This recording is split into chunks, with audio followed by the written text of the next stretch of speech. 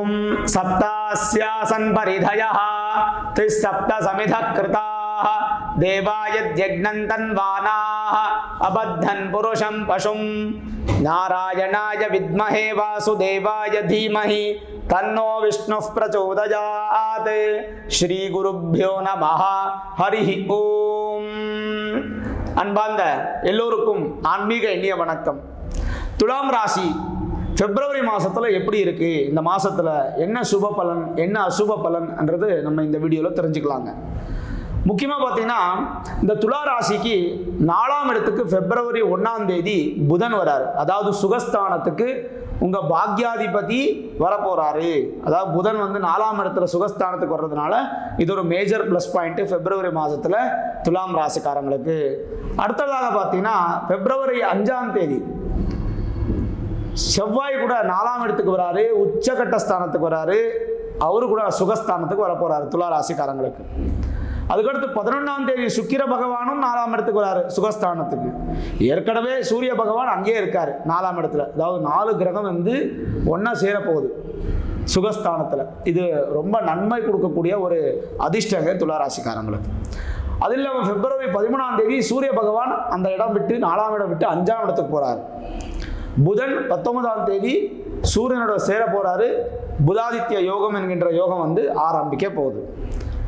6ஆம் இடத்துல வந்து ராகு, 12ஆம் இடத்துல கேது, அதுக்கடுத்து பஞ்சமத்தில் சனி பகவான். பஞ்சம சனி உங்களுக்கு நடந்துட்டு இருக்கு. இது இல்லாமல் இந்த குரு பகவான் பார்த்தீங்கன்னா நேர பார்வை உங்கள் ராசி மேலே இருக்கு. குரு பலன் அதாவது உங்களுக்கு கிடைக்க போகுது. இந்த மாசத்துல முழுக்காவே இருக்க போகுது.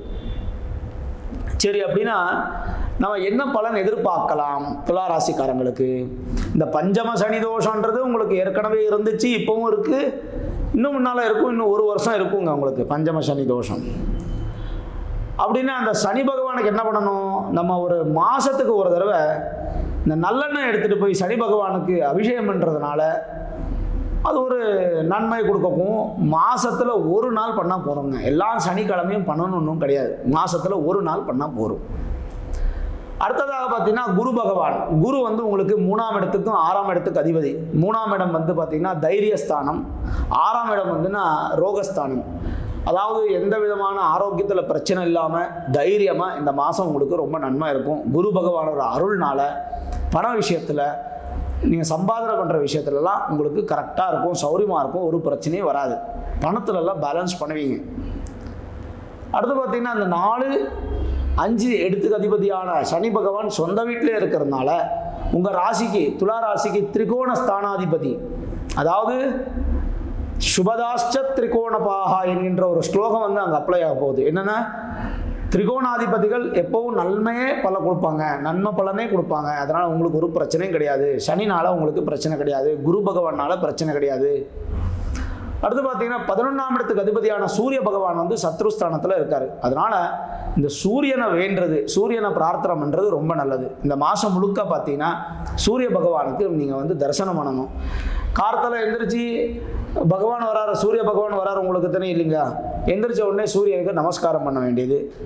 நமஸ்காரம் பண்ணி சூரியன் ஏதாவது ஸ்துதி இருந்துச்சுன்னா, ஸ்லோகம் இருந்துச்சுன்னா அதை ஜெபம் பண்ணுங்க. இல்லைன்னா நவகிரகத்தில் மத்தியத்தில் இருக்கிற கிரகம் வந்து சூரிய கிரகம். அந்த கிரகத்தை வந்து நீங்கள் தரிசனம் பண்ணுறது, ஒரு அர்ச்சனை பண்ணுறது அதனால நன்மையாக நடக்க போகுது. இந்த ராசியிலிருந்து 2ஆம் இடத்துக்கு அதிபதி யாரு? செவ்வாய். 7ஆம் இடத்துக்கு அதிபதி அவரும் செவ்வாய் தான். அவர் எங்கே இருக்காரு? விசேஷஸ்தானத்தில் 5ஆம் தேதி பிப்ரவரி மாதத்தில் மகர ராசிக்கு வராரு. உங்கள் ராசிலேருந்து 4ஆம் இடத்துக்கு சுகஸ்தானத்துக்கு வராரு. 4ஆம் இடம் வந்து என்னென்ன பார்க்கலாம் பார்த்தீங்களா? வதந்தி வித்யா ஜனனி சுகானி சுகந்தகோ பந்து மனோகுணாம்ச்ச மஹீபயா நக்ஷிதி மந்திராணி சதுர்த்த பாவ பிரபவானி தஜ்ஞாஹா என்கின்ற ஒரு ஸ்லோகம். என்ன சொல்லுது? 4ஆம் இடத்துல வந்து செவ்வாய் நல்லா இருந்தால் நல்ல பலன், செவ்வாய் இருக்கிற ஸ்தானம் நல்லா இல்லைன்னா கண்டிப்பாக கெடுதல் பலன். செவ்வாய் அங்கே 100 out of 100% இருக்காங்க. உச்சகட்ட ஸ்தானம், உச்சஸ்தானத்தில் இருக்காரு. சரி, என்னென்ன கிடைக்க போகுது? சதுர்த்தத்தில் கோசாரத்தில் வந்து செவ்வாய் வந்து 4ஆம் இடத்துல இருந்தால் உங்கள் சொந்தக்காரர்லேருந்து, உங்கள் ஃப்ரெண்ட்ஸு, நண்பன்லேருந்து, அதுக்கடுத்து பார்த்தீங்கன்னா உங்கள் அம்மா ஆசீர்வாதம், அப்புறம் பூமி யோகம், இதெல்லாம் உங்களுக்கு கிடைக்க போகுது. அதாவது பூமி வாங்கக்கூடிய யோகம் இருக்குது, வீடு வாங்கக்கூடிய யோகம் இருக்குது, அப்புறம் அம்மா ஆசீர்வாதம் நல்லா கிடைக்கும். உங்கள் ஃப்ரெண்ட்ஸ் எல்லாம் உங்களுக்கு நல்லா சப்போர்ட் பண்ணுவாங்க. உங்கள் ரிலேட்டிவ்ஸ் கூட, சொந்தக்காரங்க கூட உங்களுக்கு நல்லா சப்போர்ட் பண்ணுவாங்க. உங்களில் இருக்க கெட்டதெல்லாம் நிவர்த்தி ஆகிடும். நிறைய திருப்தமான ஒரு மாதன்றது உங்களுக்கு இந்த மாதத்தில் கிடைக்க போகுது. அது இல்லாமல் பார்த்தீங்கன்னா எல்லா பக்கத்துலையும் உங்களுக்கு இந்த பேரு புகழ் கிடைக்க போகுதுங்க இந்த பிப்ரவரி மாதத்தில்.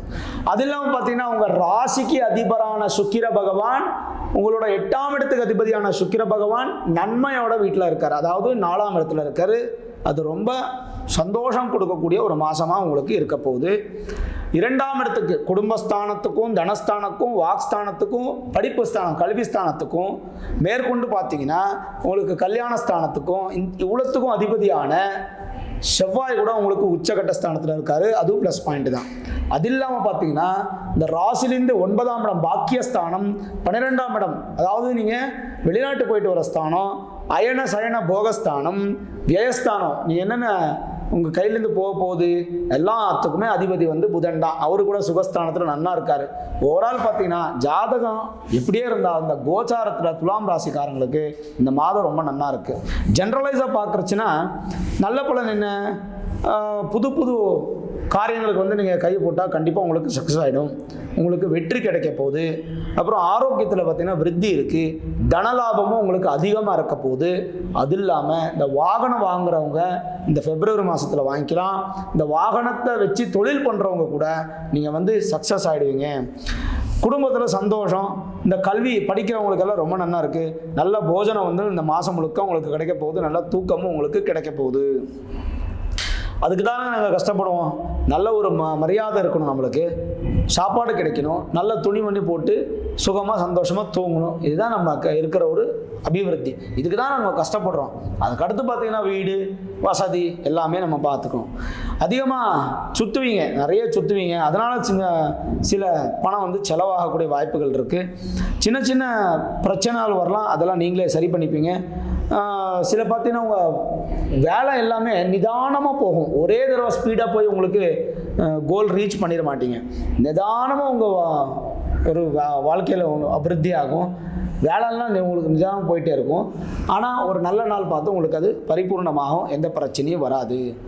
அதுக்கடுத்து பார்த்தீங்கன்னா இந்த கவர்மெண்ட் ஜாபில் நீங்கள் ட்ரை பண்ணிட்டு இருந்தீங்கன்னா வெற்றி உங்களுக்கு கிடைக்க போகுது. அரசியல்வாதிகளுக்கு கூட ரொம்ப நன்னா இருக்குது.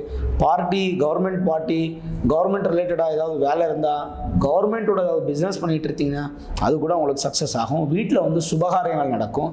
அதிகமான தன லாபம், மனசுக்கு ரொம்ப சந்தோஷம் கொடுக்கக்கூடிய ஒரு நல்ல மாதமாக அமைய போகுது.